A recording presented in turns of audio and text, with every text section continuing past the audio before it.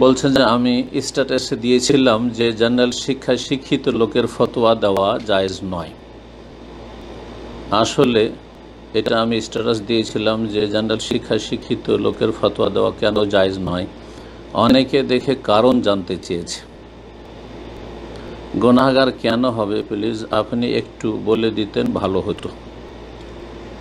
ফতোয়া যারা দুনিয়ার শিক্ষা শিক্ষিত তাদের জন্য ফতোয়া দেওয়া, ফতোয়া হচ্ছে দিনের বিষয়ে আল্লাহ রাব্বুল আলামিনের পক্ষ থেকে স্বাক্ষর করা,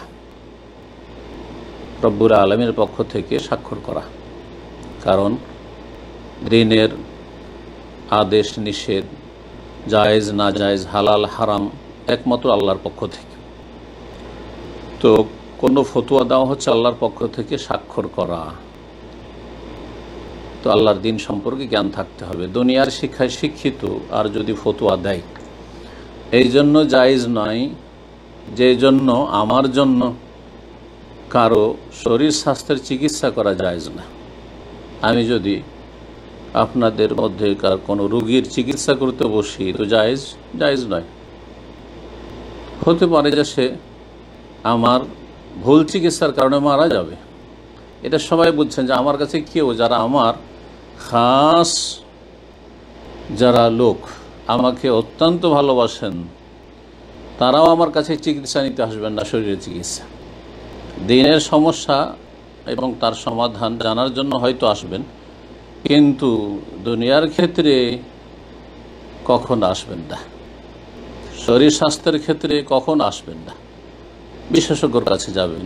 ঠিক এই কথাটি যথেষ্ট বোঝার জন্য তারপর আপনাদেরকে বলি যে উলামায়ে কেরামগণ প্রথম যুগ থেকেই ইমাম শাফি রহমতুল্লাহ আলাইহির এই মর্মে বিস্তারিত তার বক্তব্য রয়েছে। সময়ের স্বল্পতার জন্য প্রশ্ন উত্তরে সবগুলি পেশ করতে পারছি না, হলে এটি একটি লেকচার হয়ে যাবে।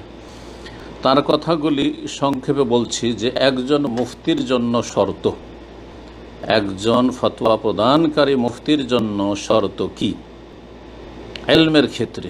বলছেন যে শুরুতুন তাতাআল্লাকু বিইলমিল মুফতি, এমন কিছু শর্ত যে শর্তগুলি সম্পর্ক হচ্ছে মুফতির ইলমের সাথে, আর একটা দিক হচ্ছে আখলাক আমলের সাথে, সেটা আর একটি ভিন্ন বিষয়। এখন শুধু ইলমের বিষয়টি নিয়ে আলোচনা করব যে এই ব্যক্তি ফতোয়া দেবেন তার ইলম সম্পর্কে। বলছেন যে প্রথম শর্ত হচ্ছে আল ইলমু বিকিতাবিল্লাহ তাআলা, মহান আল্লাহর কিতাব কোরআন কারীম সম্পর্কে জ্ঞান থাকতে হবে সঠিক।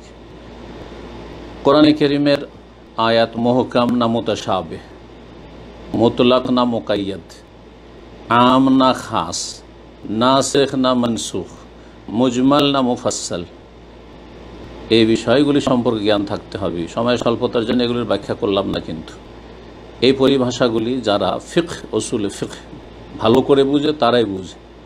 দুনিয়ার শিক্ষা শিক্ষিত এগুলো কি বুঝবে বলেন দেখি?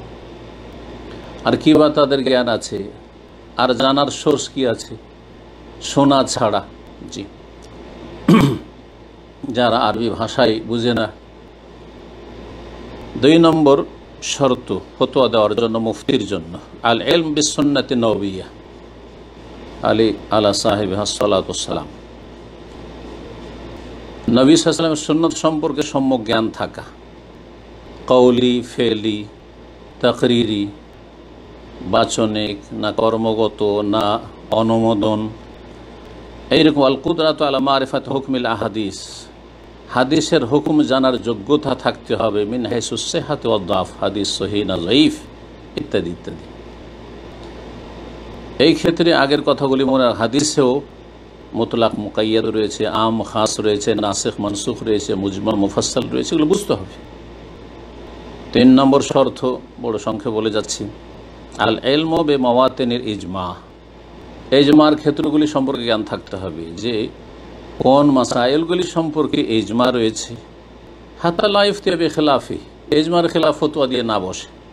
খবরই নাই যে এই বিষয়ে উম্মতে মুসলমানের ইজমা রয়েছে, নতুন উদ্ভট একটি বিরল সাজ ফতোয়া দিয়ে বসে আছে। আজকাল হচ্ছে অহরহ। এক শ্রেণীর লোকেরা মাদ্রাসা পড়ুয়া এই ধরনের কাজ করে ফেলছে। অল ইলমু বিল খিলাফ, কোন মাসাইল ইখতিলাফ রয়েছে তাও জানতে হবে। ওয়াল মাযাহিব, এই সম্পর্কে মাযহাবের ফতোয়াগুলি কী ধরনের রয়েছে, তারা কি বলেছেন এই সম্পর্কে, কারণ তারা ইজতিহাদের যোগ্যতা রাখতেন। আরাউল ফিকহিয়া, ফিকহি মতামতগুলি সম্পর্কে জ্ঞান থাকতে হবে, কারণ ফিকহি মতামতে যদি দেখা যায় যে বিষয়টিতে ইখতিলাফ রয়েছে, তখন মুফতির অন্তরে উদারতা আসবে, সংকীর্ণ করবেন। হাত্তা লা ইউদাইয়িক আলান নাস ওয়াসিআন, হয়তো মানুষের জন্য সেখানে অবকাশ আছে, কিন্তু সে দিল সংকীর্ণ করে, এমন ফতোয়া দিল, অথচ কেউ মাকরুহ বলেছেন, কেউ হারাম বলেছেন, অথবা কেউ সুন্নত বলেছেন, কেউ ওয়াজিব বলেছেন, এক বাক্যে বলে দিল। বড় বড় আইম্মায়ে কেরাম তারা হয়তো বিষয়টিকে সুন্নাহ বলেছেন, আর দিল যে এই কাজ করলে সালাত বাতিল, নিষেধ করলে সালাত দিল বাতিল করে, ইত্যাদি। এইরকম বহু ফতোয়া শুনছেন, দেখছেন। ওয়াইয়াতাখাইয়ার মিনাল আরাইল ফিকহিয়াতি মা ইউনাসিব হালাল মুস্তাফতি, ফতোয়া জিজ্ঞাসাকারীর অবস্থা বিবেচনা করে দেখতে হবে যে ফিকহি মতামতগুলির ক্ষেত্রে কোনটি এই লোকের জন্য প্রযোজ্য। জি, দেশ, সেখানকার সমাজ, সেখানকার পরিবেশ, বাস্তবতাকে বোঝা, ফিকহুল ওয়াকি, এই বিষয়গুলো অত্যন্ত জরুরি। 4 নম্বর শর্ত আল মারিফাতুত তাম্মা বিইলমি উসুলুল ফিকহ, উসুল ফিকহ সম্পর্কে, ফিকহের যে কায়দা কানুন রয়েছে সে সম্পর্কে যথেষ্ট জ্ঞান থাকতে হবে। ওয়াল কাওয়াইদুল ফিকহিয়া, ফিকহি যে কায়দা কানুন রয়েছে, ও মাকাসিদুশ শরিয়া, শরীয়তের যে লক্ষ্য উদ্দেশ্যগুলি রয়েছে, এগুলির ব্যাখ্যার প্রয়োজন রয়েছে, কিন্তু সময় স্বল্পতার জন্য ব্যাখ্যা করা সম্ভব নয়। আলেমরা বুঝবেন, তালেবে ইলমরা বুঝবেন। 5 নম্বর যে বিষয়টি, ইদরাকু আনওয়ানি খাসা মিনাল ফিকহ, বিশেষ ফিকহের দিকগুলি, কা ফিকহুল মাআলাত, এই ফতোয়ার পরিণাম কি হবে, ফিকহুল মুওয়াজানাত, তুলনামূলক বিষয়গুলিকে স্টাডি করা, ফিকহুল ওয়াকি, বাস্তবের জ্ঞান রাখা, ফিকহুল মাকাসিদ, শরীয়তের যে লক্ষ্য উদ্দেশ্যগুলি সেগুলির জ্ঞান রাখা, ফিকহুল আকালিয়াত, সংখ্যালঘু, একটি দেশে মুসলিমরা সংখ্যালঘু, সেখানকার ফতোয়া আর মুসলিম দেশের ফতোয়া অনেক ক্ষেত্রে একরকম নয়। আপনি সৌদি আরবের সব ফতোয়া নিয়ে গিয়ে আপনি অমুসলিম দেশে ফিট করে দিবেন, যেখানে মানুষের দিন ইসলামের গুরুত্বপূর্ণ বিধিবিধান পালন করা হয়তো অসম্ভব, ইত্যাদি ইত্যাদি। এইরকম ধরনের বেশ কিছু বিষয় রয়েছে যেগুলি গভীর জ্ঞান যাদের আছে তারা সেগুলি অনুধাবন করছে এবং করবে। 6 নম্বর শর্ত হচ্ছে মুফতির জন্য তাহসিল উলুমিল আলা ওয়াল উলুমুল মুসাআদা, যেগুলি দিন ইসলাম কোরআন সুন্নাহ বোঝার জন্য সহযোগী শিক্ষা, কাইলমিন নাহু, আরবি গ্রামার, ও সারফ, বালাগাত, অলঙ্কার বিদ্যা, লোগা, আরবি ভাষার পাণ্ডিত্য, ইত্যাদি ইত্যাদি, এইরকম যে সবগুলি রয়েছে। তো এই জ্ঞানগুলি জানালে শিক্ষিত লোকের কোথায়, দুটো বক্তব্য করতে পারলে, আর খুব মিষ্টি মিষ্টি ভাষা বললে, আর কিছু ইংরাজি ঢুকাতে পারলেই, আর মানুষকে আকৃষ্ট করতে পারলে তার কাছ থেকে ফতোয়া নেওয়া শুরু করবেন, নন মুসলিমদেরকে ইসলামে নিয়ে আসতে পারলেই তার কাছ থেকে ফতোয়া নেওয়া শুরু করবেন। চরম বিপজ্জনক বিষয়টি। আল্লাহ যেন মানুষকে বুঝার তৌফিক দান করে।